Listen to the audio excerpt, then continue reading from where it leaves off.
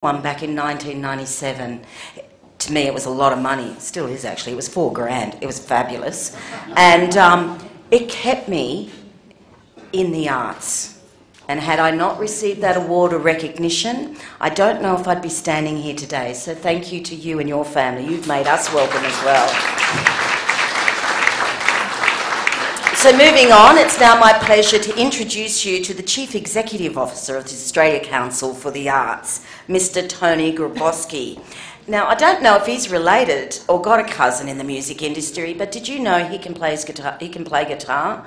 I don't know how well because he's working at Australia Council, but anyway, he can play guitar, and of course he does lead the Australia Council very well indeed, and in fact leads them with their reconciliation action plan, and that is all about commitment. Very excited to introduce you to Tony. He's here to tell us about the exciting residencies that are being developed through the Aboriginal and Torres Strait Islander Arts Division of the Australia Council.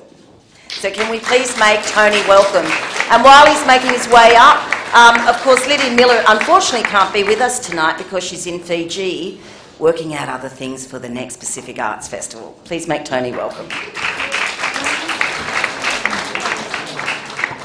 Thank you, Rhoda, for that very warm welcome. And I join, add my acknowledgement to acknowledge the traditional owners of the lands, the Gadigal people on which we meet tonight, and pay respects to their elders, past and present.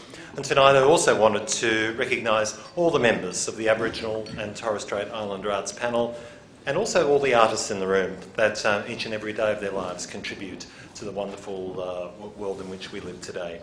I'm honoured in my role as Chief Executive of the Australia Council to work with such a range of artists, with panel members, with Indigenous artists, organisations and communities around the nation.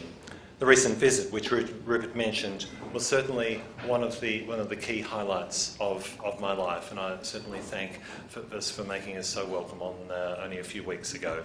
It was such a privilege to visit. It's a privilege to visit artists in their communities, but that visit was so memorable. Rupert also talked about the Australia Council going through a period of transformation, and it's my great pleasure to share very briefly tonight the direction in which we're heading.